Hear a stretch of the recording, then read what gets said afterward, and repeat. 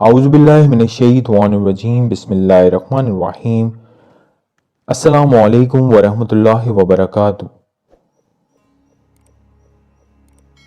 دوستو، حضرت حمزہ رضی اللہ تعالیٰ عنہ کے اسلام لانے کے بعد ابو جہل، ابو لہب، امیہ، عتبہ سب لوگ سناٹے میں آ گئے تھے۔ ان کی سمجھ نہیں آ رہا تھا کہ اب مسلمانوں سے کیسے نپٹا جائے۔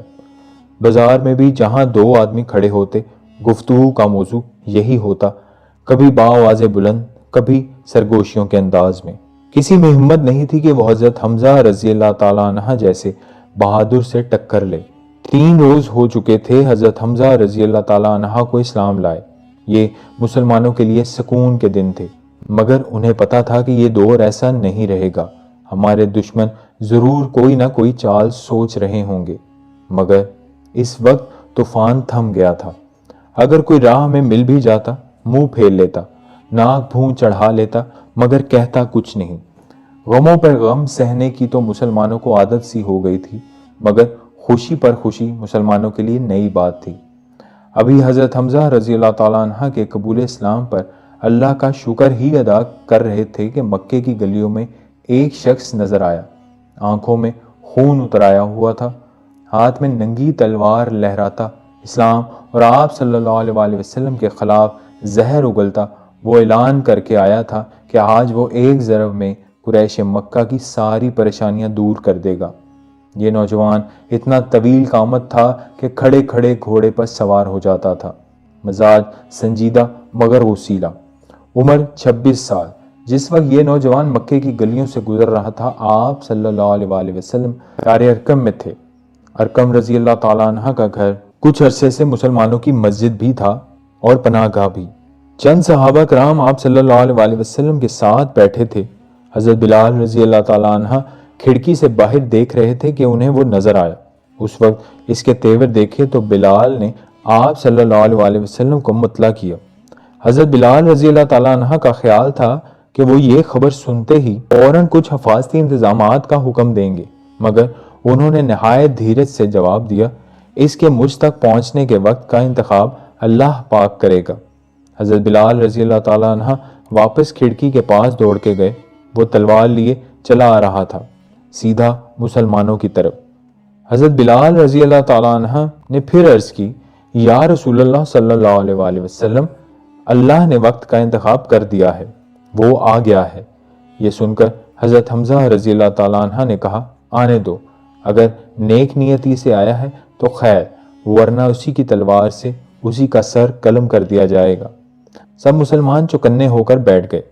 حضرت بلال نے چولہے پر دیگچہ رکھا تھا جس میں پانی کھول رہا تھا۔ بلال رضی اللہ تعالیٰ عنہ نے دل میں سوچا، اگر خدا نخواستہ ضرورت پڑی تو شاید یہ بھی کام آ جائے۔ ویسے بھی مسلمانوں کو حضرت حمزہ رضی اللہ تعالیٰ عنہ کی موجودگی سے بڑا حوصلہ تھا۔ حضرت بلال پھر کھڑکی کے پاس جا کر کھڑے ہو گئے۔ وہ لمبا تڑنگا نوجوان اب مسلمانوں کے دروازے سے کوئی 50 قدم کے فاصلے پر ہوگا۔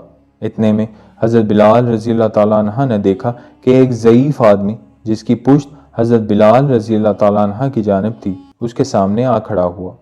حضرت بلال رضی اللہ تعالیٰ عنہ کو لگا کوئی بھکاری ہے۔ یہ شمشیر بکف نوجوان اپنی غسیلی طبیعت کے باوجود ایک سخی انسان تھا، لیکن اس نے اس بوڑھے کو دینے کی بجائے اسے جھنجھوڑ کر راستے سے ہٹا دیا۔ پھر پتہ نہیں کیسی کیسی قسمیں کھا کر چلا گیا، میں اس بدنصیب عورت کے ٹکڑے کر ڈالوں گا۔ پھر دیکھا کہ وہ یکا یک مڑا اور الٹے پاؤں اسی رستے پر چلا گیا جدھر سے آیا تھا۔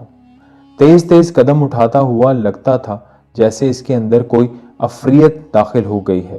بظاہر خطرہ ٹل گیا تھا، مگر بلال رضی اللہ تعالیٰ عنہ کا دل گواہی دے رہا تھا کہ آج بات یہیں ختم نہیں ہوگی۔ وہ اس نوجوان سے واقف تھے، سارا مکہ اسے جانتا تھا۔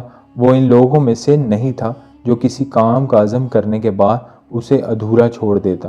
چنانچہ حضرت بلال رضی اللہ تعالیٰ عنہ کھڑکی کے پاس انتظار کرتے رہے۔ اتنے میں حضرت بلال رضی اللہ تعالیٰ عنہ نے دیکھا کہ وہی بزرگ چلے آ رہے ہیں جنہوں نے اس نوجوان کا رستہ روکا تھا اور جنہیں وہ بھکاری سمجھ رہا تھا۔ یہ مکے کے درمیانے درجے کے تاجر تھے، نعیم بن عبداللہ، جو کچھ عرصے پہلے مسلمان ہو چکے تھے، مگر اس کا اعلان نہیں کیا تھا۔ وہ دروازے سے داخل ہوتے ہی آپ صلی اللہ علیہ وسلم کے پاس جا کر بیٹھ گئے اور انہیں اس نوجوان سے ملاقات کا ماجرا سنایا۔ کہنے لگے کہ میں نے باہر گلی میں اس کو ہاتھ میں تلوار لیے ادھر آتے دیکھا تو پوچھا کہ تلوار کیوں میان سے نکال رکھی ہے؟ اس نے جواب دیا، اس کو قتل کرنے کے لیے جس نے قریش میں تفرقہ ڈال رکھا ہے۔ میں نے کہا، پہلے اپنے گھر کی خبر لو۔ اس پر وہ نہایت غضبناک ہو کر پوچھنے لگا، کون سے گھر کی؟ میں اپنے مسلمان ساتھیوں کا راز فاش نہیں کرنا چاہتا تھا، مگر اس صورتحال میں بھی مجھے کچھ نہ سوجا۔ میں نے کہہ دیا کہ اپنے بہن اور بہنوئی کی، جو محمد صلی اللہ علیہ وسلم کی رسالت پر ایمان لا چکے ہیں۔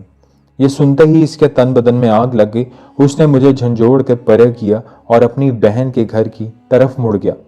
شدید اشتعال کے عالم میں چیختا چلاتا اور اپنی بہن کے قتل کی دھمکیاں دیتا۔ اللہ ان دونوں میاں بیوی کو اپنے حفظ و امان میں رکھے۔ اس نوجوان کے اسی اشتعال کا مظاہرہ حضرت بلال رضی اللہ تعالیٰ عنہ نے دور سے دیکھا تھا۔ نعیم رضی اللہ تعالیٰ عنہ کی روداد سن کر سب مسلمان اپنے ساتھیوں کی خیریت کی دعائیں مانگ رہے تھے کہ اتنے میں بلال رضی اللہ تعالیٰ عنہ نے کھڑکی سے دیکھا کہ وہ نوجوان دوبارہ چلا آ رہا ہے۔ کھچی ہوئی تلوار اب بھی اس کے ہاتھ میں تھی۔ حضرت بلال رضی اللہ تعالیٰ عنہ نے بھاگ کر دروازہ بند کر دیا۔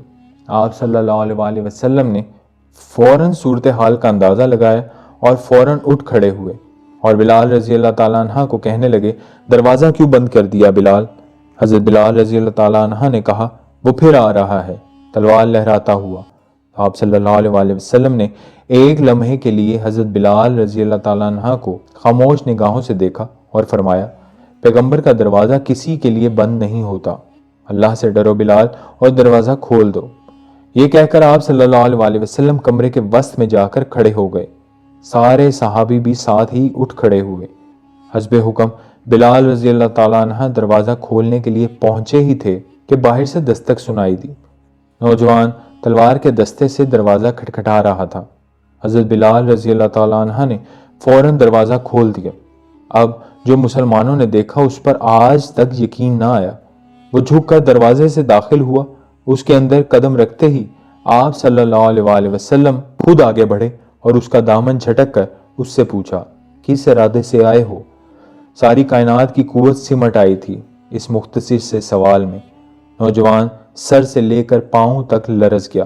اس نے رسالت مآب صلی اللہ علیہ وسلم کی طرف دیکھا اور دیکھتا رہا، پھر پیچھے کھڑے حاضرین کی طرف دیکھا اور دیکھتا رہا۔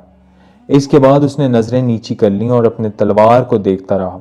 اس کے اندر ایک ہیجان برپا تھا، ایک لاوا تھا جو پھٹ پڑنے کے لیے تیار تھا۔ سب صحابہ کرام کی نظریں اس پر جمی تھیں۔ یکایک اس نے تلوار ہاتھ سے گرا دی اور کہنے لگا، میں اعلان کرتا ہوں کہ اللہ کے سوا کوئی معبود نہیں اور آپ صلی اللہ علیہ وسلم اس کے رسول ہیں۔ یہ سنتے ہی آپ صلی اللہ علیہ وسلم نے اور ان کے ساتھ مل کر سب صحابہ نے اتنے زور سے اللہ اکبر کا نعرہ لگایا کہ ابو قبیس کی چٹانیں گونج اٹھیں۔ جانتے ہیں یہ نوجوان کون تھا؟ یہ نوجوان وہ تھا جسے آپ صلی اللہ علیہ وسلم نے اللہ سے مانگا تھا۔ یہ مراد رسول تھے جن کے نام سے آج بھی کفر کو لرزہ چڑھ جاتا ہے۔